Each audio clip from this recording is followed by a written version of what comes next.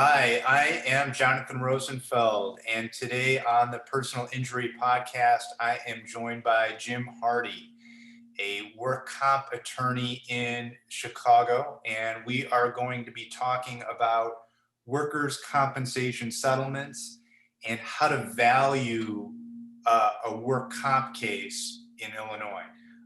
Jim, thanks for joining me today. I appreciate it. Sure, no problem. Thank you, Jonathan. Glad to be here. So, Jim, we spoke earlier in an earlier podcast about the benefits that people are entitled to in Illinois generally under work comp. You know, the money while you're off work, the TTD, the medical benefits while you're injured, and the third prong to work comp cases in Illinois is generally this lump sum payment. When people are talking about, hey, I got, X amount of dollars for my work comp case, this is what they're talking about. They're talking about that lump sum payment. And so today I want to talk with you and sort of try to educate people a little bit about how this lump sum is derived, because it's not a random amount. It's a very, methodical calculation. And I want you to sort of help us get some insight into how these cases are valued under Illinois law. And I guess the first thing, can you sort of take a step back and, sort of walk us through that settlement process? I guess first off, in order to begin with, I guess, when is a work comp case in Illinois right to settle? Okay, thanks, Jonathan. So you're entitled to a settlement for a work injury, but you should not settle your case until the doctor has released you from medical treatment. And the docs call that MMI, or maximum medical improvement. So some people want to try to settle their case as soon as they're released back to work in some capacity, but that's not the best time, or that's not the appropriate time to settle a case, because even though you're back to work, the doctor may still recommend treatment, right? Therapy, follow-up visit, doctor visits. And once you settle the work comp case, then you close out your medical rights. So the work comp insurance carrier, once it's settled, they don't have to pay for any more medical bills. So that's why it's essential to not pursue settlement and sign off on anything until your doctor has said that you are done treating, no more follow-up visits, you're good to go, and they release you from treatment. So that's the appropriate time, and not before that. And so, if you are injured on the job and, your doctor's released you, but you're not feeling 100%, it may be in your best interest to wait a little bit and see what happens and see what develops, see if you have any more problems. That's correct. Also, just because the doctor has released you from treatment, that doesn't mean that you have to settle.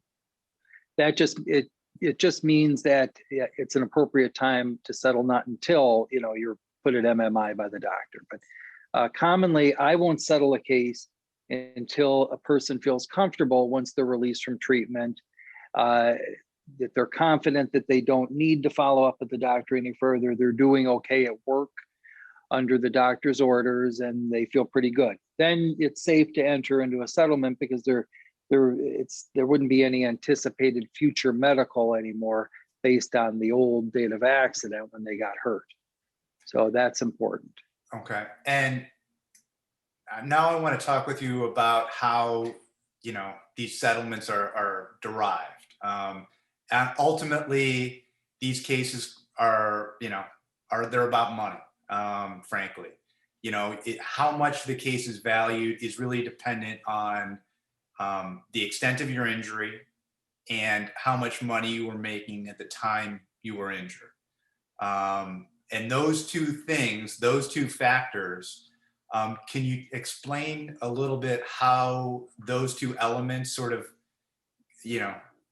get calculated and how they figure into and ultimately to a lump sum settlement in work comp? Sure. So the benefits in a work comp case under state law are based on what they call the average weekly wage. And the average weekly wage is calculated using the earnings that you made before the date of accident.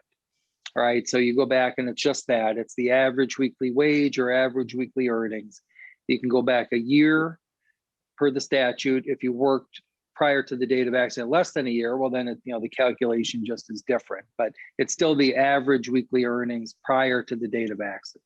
Then once you have that average weekly wage, then all the other benefits of work comp flow from that. So for the off work benefit, or the TTD, temporary total disability, that's the check that you get in every week, every 2 weeks from work comp.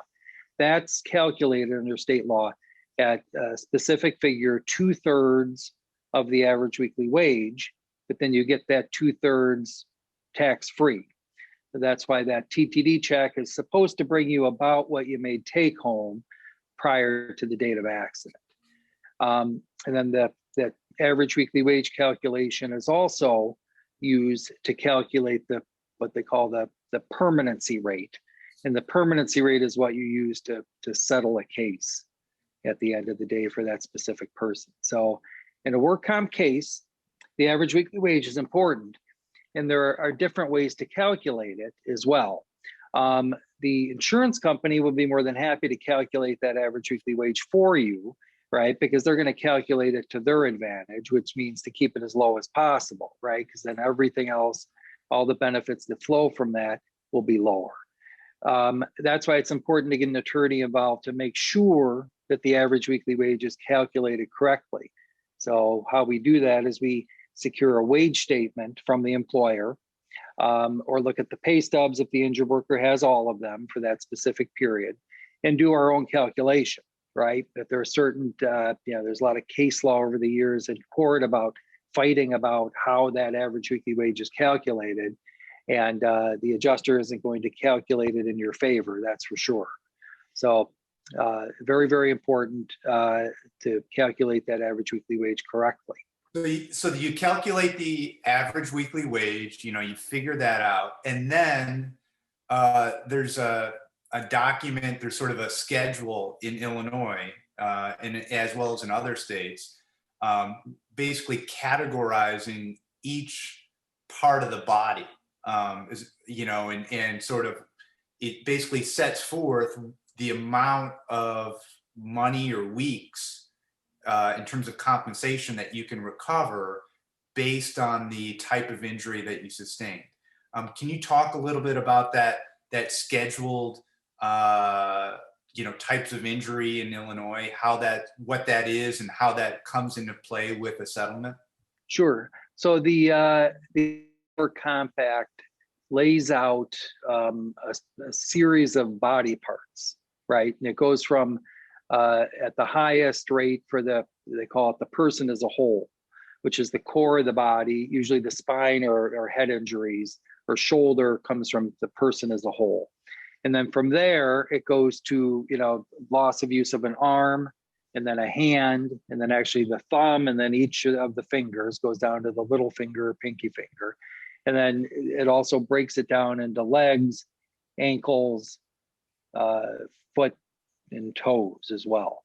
So it's very specific, and there are also different schedules for loss of hearing, for instance, loss of vision, and so forth for eye injuries. But so, and what the state law does is people think that there's a set rate that you get for a work injury. It's only a set rate if you have 100% loss of use of that body part, right? So if you have a thumb amputated, that would be all the way down to the base, then that would be 100% loss of use of the thumb, and you would get a benefit check for the 100% loss. There's no argument; it's medically, determined that there's an amputation there, bone loss all the way down. You lost your thumb.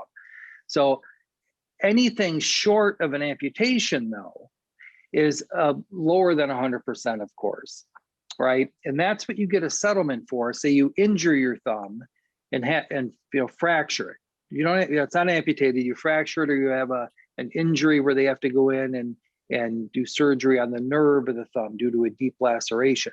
That's loss of use of the thumb, less than 100%. And that's what attorneys and insurance adjusters argue about for a settlement. It's the percentage loss of use of that body part, in this case, the thumb. And the attorney is trying to get the percentage up as high as possible, right? So, because the higher the loss of use of the body part, the higher the dollar figure of your settlement. But it's not fixed because you got that variable of the percentage, right, that we can argue. But it's also, there's another variable there, and that's your, the average weekly wage that we were talking about. And that's why it's important to get that up as high as possible, because the higher the average weekly wage, the more you get for that, whatever percentage loss of use is of that body part. So a person making $10 an hour can have the same exact injury, get a settlement for 20% loss of use of the thumb, for instance. A guy making $10 an hour is going to get half the settlement in dollars and cents of a guy making $20 an hour, right? So that's why, it's important, to get that average weekly wage up as high as possible so your settlement is higher. But that, in a nutshell, is how the settlement process works with the specific body parts, loss of use of a certain body part. Interesting. So I guess for any employee who's injured on the job and they're looking at the schedule on the Illinois Industrial Commission website and they're like, this is easy. I got a iPhone. I could punch these numbers in and figure this out. There's a lot more to it than just, punching numbers. These are typically disputed cases too, correct? Right, that's correct. And you're going to have disputes over the calculation of the average weekly wage. You're going to have disputes over what, again, short of a full amputation, which fortunately is rare, right?